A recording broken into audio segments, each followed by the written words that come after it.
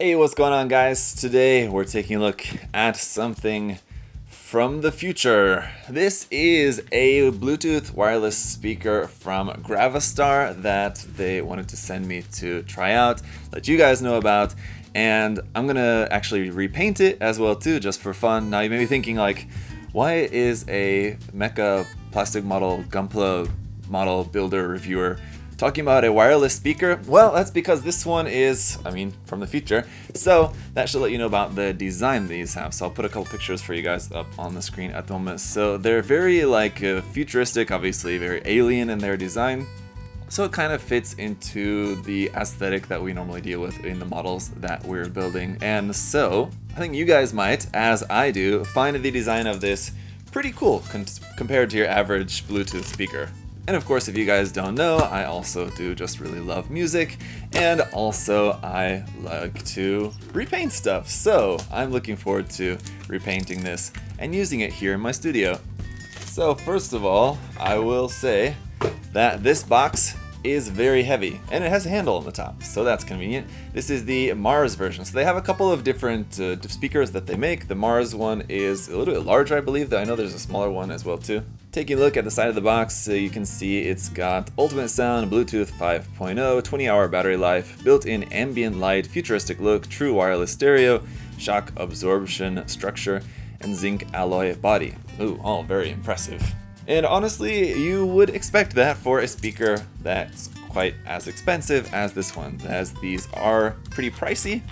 But a couple of things, of course, you're paying for all the quality of those features that I just mentioned, and also you're paying for the design of it. So you're not going to be able to go out and find something that looks quite like this for, $20, $30, $40, $50, whatever. So inside the top of here, under this foam packing, I guess I should show that to you guys. It's packed very well with this very heavy foam.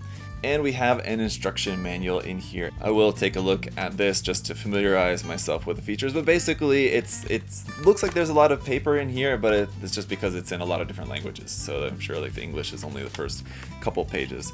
And here is the thing. Here is the speaker. Wow, it's impressive. It looks great already. I kind of almost don't want to repaint it now, but I am still planning on repainting this, but it does look really awesome straight out of the box, I gotta say. So is there anything more?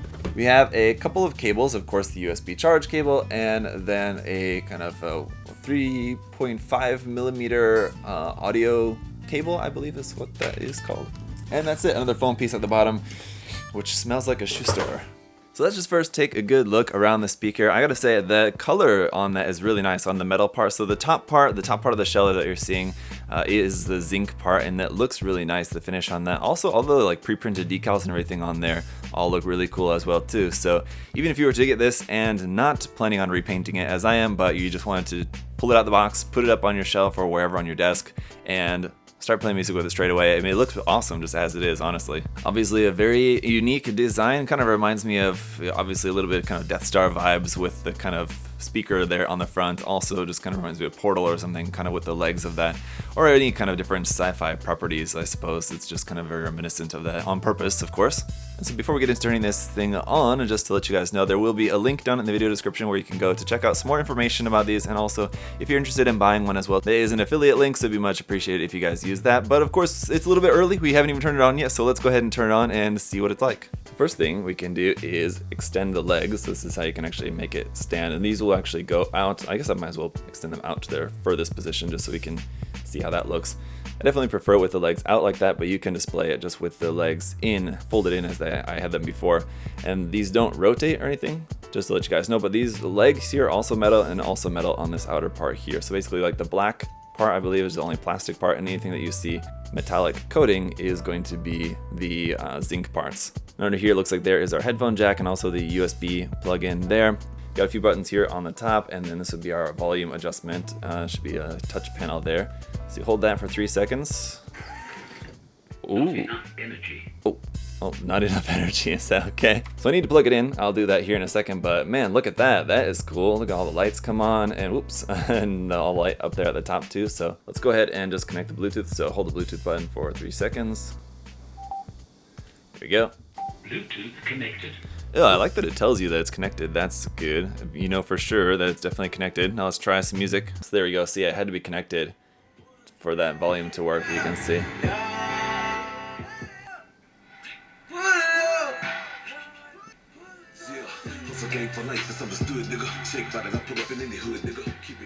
Alright, so not gonna play too much licensed music here with this, but I gotta say I was a little worried how good it's gonna sound when it's just one speaker. And I should say that you can pair multiples of these up, so if you got 2 or 3 of them, you can link them together to all play the music, you know, in more stereo. But even though it's just the one speaker, I gotta say it sounds really good. It sounds quite nice, so I'm very pleasantly surprised at how good that sounds. So over here you can see there is the battery indicator, which for now is blinking just because I have it plugged in. And over here is the Bluetooth light, so when you're connecting that'll blink to let you know that it's connected. The other lights on here on the legs and up under here and in the speaker all look very cool, so I gotta say that definitely adds a nice touch to it. You can also turn off the lights if you want. There's a light button here on the top. You can press that and that is supposed to turn off the lights. Oh yeah, I turned off the lights on the legs and up under here and in here, but just the Bluetooth light is staying on and the volume adjustment light is staying on, but all the other lights are then turned off and the battery one is again because I have it plugged in. But let's see if I unplug that. Yeah, it looks full and green, so I don't know why I was saying earlier that it needs energy, but there you go. If you guys are wondering about the size of this, here it is compared with your standard 1/44 scale Gundam kit. So as you can see, it's quite large, and that was the other thing I was a little bit worried about this, is that I thought it's kind of big and cumbersome, kind of takes up a lot of space, but if that's the sacrifice that has to be made for the quality of sound that comes out of this, then I gotta say I'm kind of okay with it, because again, it sounds so good and I kind of don't mind the size of it. I can put it up on top of a shelf or somewhere, just kind of where it's not taking up too much of my working space, and I can get some nice full sound here in the room, so that's good. Alright, and check this out guys, not only does it make a cool sound when it starts up, but when you turn it off, also makes a cool sound and the LEDs turn off like that. Now the next step for me is figuring out the paint scheme, and for that I'm going to turn to my From SF3D to Machining Krieger Combat Scheme card file. All my cards in here of Machining Krieger paint schemes. So yes, I'm going to be painting this up in some Machining Krieger design. I just need to decide on which one. So I'm going to look through these and find a cool camo scheme to paint onto this, and then I'm going to be painting it by hand for a number of reasons. Number one, just because I think it'll look cool on this design. Number two, disassembling this thing would be messing with some electronics that I just don't feel comfortable with. Also, I need some Allen wrenches for this, as it looks like most of the screws are Allen wrenches and I don't have a multi-tool Allen wrench here or at home either. I think I would have to go buy one in order to take this apart. So I figure I can just paint it by hand and do it Machining Krieger style. So that's what I'm going to do. Let me go ahead and find a cool color scheme that I like for this, and we'll get to painting. Alright, so after some deliberation, I think I got it. I'm going to go for this color scheme here of the Oscar with this kind of blotchy camo there, sort of two-tone, but there's a little bit lighter color in there as well too. So, except I'm going to change it to green instead of blue. So for my multiple green tones, I'm using number 70, darker green, number 52, field gray, which is kind of slightly greenish, number 26, duck egg green, and number 60, RLM02 gray, which is also a little bit greenish. For the mechanical bits, kind of the underside and parts of the legs, I'll probably use some of this here, German gray. And for the base coat underneath all of that, for the surfacer, I'm going to be using just a Mr. Mahogany color brown surfacer for that. But before we get to doing any of the painting, of course, we need to protect some of these surfaces. I can't just paint over everything. So obviously you're going to want to avoid getting anything like in the speaker itself, and then also like on the volume control up here on the top and the buttons, and I want to cover all the LEDs, so that means I need to do some masking here first. So I've got the important stuff masked off, basically the buttons, the lights, and that's about it. And I'm choosing not to mask off this kind of like speaker area here on the front and on the back, just because, yeah, I'm just going to be careful with it. Now, am I going to regret that later on? Possibly. But at least for the time being, that's my plan, is to just try to be careful about it.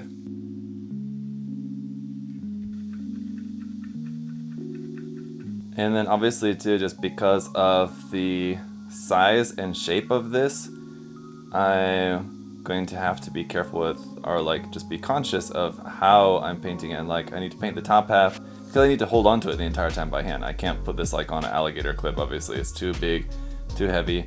So what I'm going to basically do is, I'm going to do this for the priming and also the painting later on as well too. Just paint the top half first, then I can turn it upside down and hold on to the bottom side, and then paint the bottom side as well. Even the surfacer, and then too, I am also going to have to, well, I probably don't have to, but I will go ahead and do probably 2 coats of this as well too, just to have a good first layer down, because as you can see, as I'm painting over the markings there, you can still kind of see the markings through, which is not necessarily a bad thing. It's just for my purposes for this, I'm probably going to go ahead and do a second coat of primer.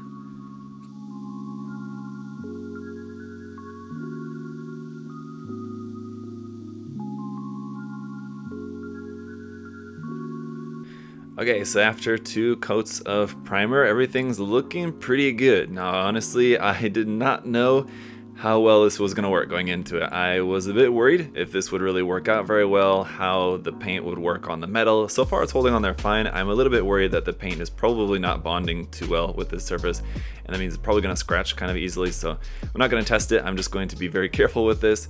But everything is looking good so far. I mean, just with the paint applied there, or just the surfacer anyway, so far. So I got 2 coats of surfacer on there, everything's brown now, and I also just want to make sure that everything's still working, make sure the paint didn't, I was careful. Alright, good. Just need to make, yes, thank you.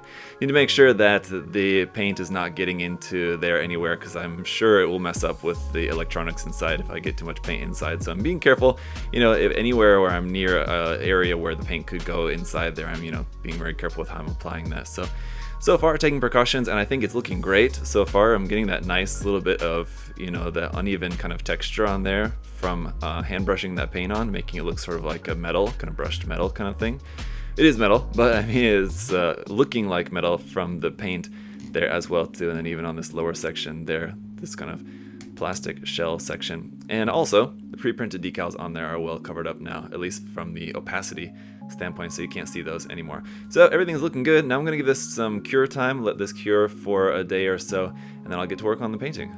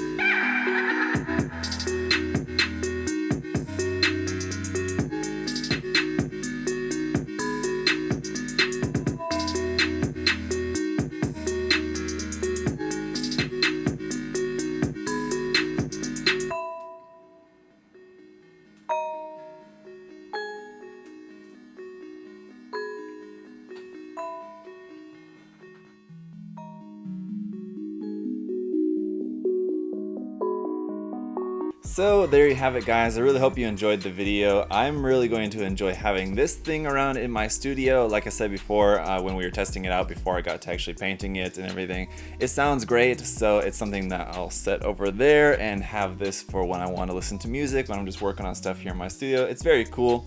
Pretty happy with how my repaint came out, and it was surprisingly easy to do it the way that I did. I was thinking that I was going to have to actually disassemble and everything, and then when I got it, I was not looking forward to having to try to disassemble and put it back together. But just painting it as is without disassembling it, I ended up doing it in a way that it turned out fine. So I would recommend, if you guys are also thinking about doing that, just be careful with it, but it worked out. So again, I just want to say thank you to Gravastar for reaching out to me and sending me this guy to have some fun with. And thank you guys for watching the video. Thank you so much for your support, liking the video, commenting, subscribing. All that is greatly appreciated. And check the link to Gravastar down in the video description below.